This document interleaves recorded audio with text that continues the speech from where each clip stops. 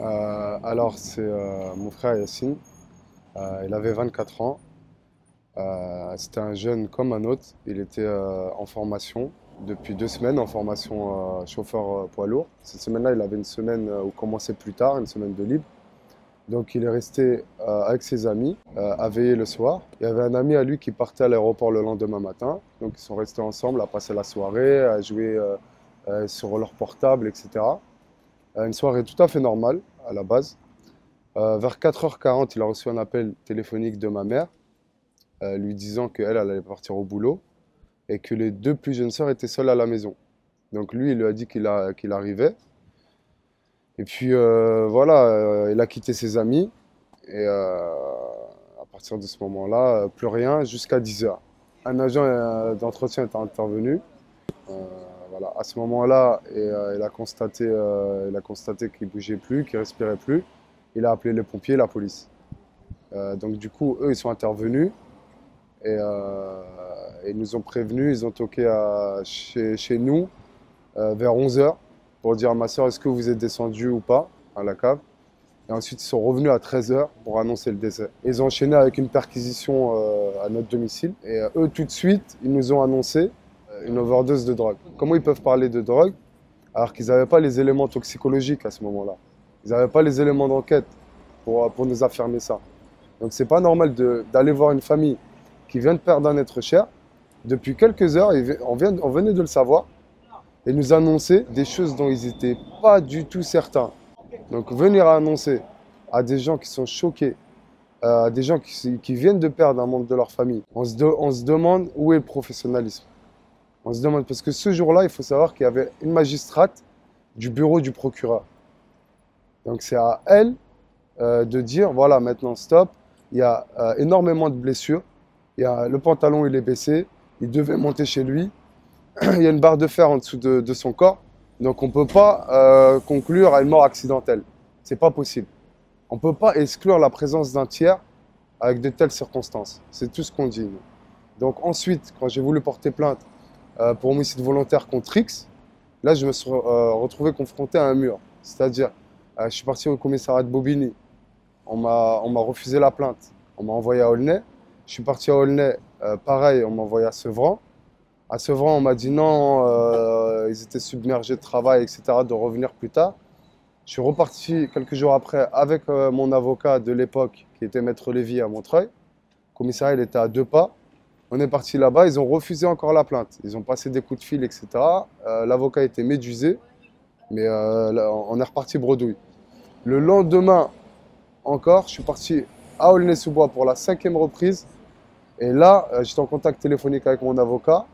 Ils m'ont fouillé les poches, ils m'ont vidé les poches sur le comptoir, ils m'ont palpé. Voilà, donc j'ai parlé avec la commandante de police, je lui ai expliqué le parcours du combattant. Je suis en contact téléphonique avec mon avocat. Et c'est à ce moment-là que j'ai enfin pu porter plainte. Et 2 jours après, quand mon avocat est parti à Bobigny, ils lui ont dit que cette plainte-là que j'ai eu du mal à déposer, ils n'allaient pas donner suite, déjà de 1, et de 2, qu'ils ne voulaient pas entendre parler de contre-expertise. Nous, oui, on a demandé une contre-expertise, parce que la première autopsie, expertise, il n'y avait aucune cause de la mort, concrètement. Physiquement parlant, il n'y avait pas de lésion au cœur, il n'y avait pas de lésion au cerveau. Donc on disait, voilà, il y a tant de blessures, il y a ça comme blessure, il y a tant de drogue dans le sang. Selon des littératures toxicologiques, ça peut être mortel, donc il est probablement mort de drogue. Donc si vous, demain, vous consommez de la drogue, si je vous empoisonne avec de la drogue, je vous chope dans un coin de rue, je vous tabasse, on peut dire que vous êtes mort de drogue. C'est ça nous qu'on dénonçait dans le premier rapport. Donc on a demandé une seconde expertise. Et on a fait une mobilisation devant le tribunal de Bobigny, même plusieurs, pour demander cette contre-expertise. Parce que le parquet, il ne voulait pas entendre parler de contre-autopsie et il ne voulait pas entendre parler de ma plainte pour homicide volontaire contre X. Et, ils ne nous ont pas donné de raison, ils nous ont simplement dit que eux, pour eux, la première autopsie leur convenait. Donc nous, ça ne nous convient pas.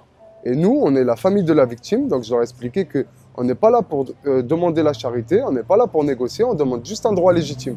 C'est pas à eux de décider.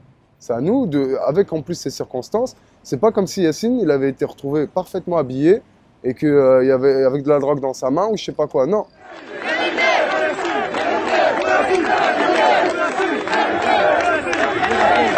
Quand on a demandé aux officiers de police judiciaire et à la magistrate sur place, quand mon père, même le lendemain et le surlendemain du drame, on leur a posé la question plusieurs fois. Et à chaque fois, ils nous ont répondu qu'il avait une simple blessure sur le front et des petites égratignures sur les mains, dues à sa chute. Donc après, quand on est parti à la morgue, le corps nous a été présenté derrière une vitre. En fait, on n'avait pas accès au corps. Donc on a vu que le visage était recouvert, le reste était recouvert. Et là, on a vu déjà de multiples blessures.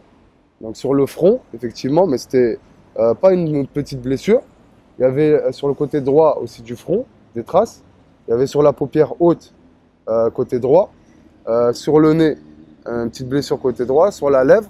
Et la seconde fois quand nous sommes retournés, nous avons vu le côté gauche. Là, on a vu des hématomes sur la tempe côté gauche. Et on a vu que le nez était gonflé, tuméfié côté gauche. Ça, c'était juste sur le visage. Ensuite, quand on a eu le rapport d'autopsie, le premier et le deuxième, on a toutes les blessures qui sont listées. Et là, c'est quand même incroyable. Avec autant de blessures, on ne peut pas conclure à une mort accidentelle, c'est pas possible. Que vaut la vie d'un citoyen des quartiers populaires pour ces institutions? C'est ça qu'on se demande. Nous, on ne fustige pas quand ils font leur travail d'un autre côté. C'est tout à fait normal qu'ils fassent leur boulot. Pour des joggeuses qui sont assassinées, le boulot il est bien fait, c'est normal.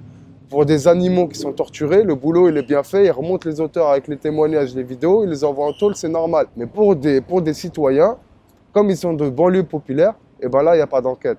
Ils n'ont pas fait les ADN sur les points à Yacine, ils n'ont pas fait les empreintes autour, ils n'ont pas recherché d'éventuelles traces d'un tiers, ils n'ont pas sécurisé les lieux.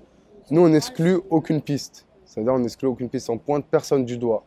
Ça a été dit dans des médias qu'on accusait la police, etc. Pas du tout. Pas du tout. C'est le parquet qui retenait des informations. Donc le dossier n'était pas complet. Donc nous, on a dû aller devant le tribunal, on a installé des tentes, on était mobilisés, on était prêts à rester là-bas s'il fallait un mois pour obtenir juste un rapport. C'est des papiers, c'est un rapport. Donc ça ne met pas 5 semaines, en sachant que le premier rapport, on l'a obtenu en moins de 3 semaines. Et le second, on a mis plus de 5 semaines. Et avec des mobilisations, etc., plusieurs mobilisations, dont une à Place Vendôme, et plusieurs devant le tribunal de Bobigny. Sincèrement, on se demande ce que le parquet a caché, on se demande qu'est-ce qu'il cache. C'est eux qui créent le soupçon, c'est eux qui diffusent le poison du soupçon. Après la mort de Yacine, une marche sera organisée demain à Aulnay-sous-Bois, en Seine-Saint-Denis. Le jeune homme de 24 ans, retrouvé dans une cave, aurait succombé à une overdose de cocaïne. Au niveau du traitement médiatique, ce qu'on reproche, c'est que beaucoup de journalistes, pas tous, il y en a certains qui ont été très sérieux, très professionnels. Certains journalistes n'allaient chercher leurs informations que chez le parquet de Bobigny, c'est-à-dire chez le bureau du procureur. Donc moi, je suis désolé, un travail journalistique, c'est de regrouper tous les éléments, de faire une synthèse et de donner le point de vue le plus impartial possible. Eh ben, ça n'a pas été fait. Dans beaucoup de journaux, beaucoup de médias, ça n'a pas été fait. Même le rapport, même le médecin légiste dit bien que c'est une probabilité. Ça veut dire que ça peut être n'importe quoi d'autre. On demande l'égalité de traitement au niveau des institutions et au niveau des journaux, des médias. C'est quand même incroyable. Incroyable qu'une famille de victimes en deuil doit faire une reconstitution, c'est-à-dire le travail de la justice, et doivent monter, faire un montage, filmer et le diffuser, donc faire le travail aussi des journalistes. C'est incroyable. C'est incroyable. On se demande si on est vraiment en France ou où on est. On n'accuse personne. Tout ce qu'on veut, c'est la vérité pour Yacine. C'est simple.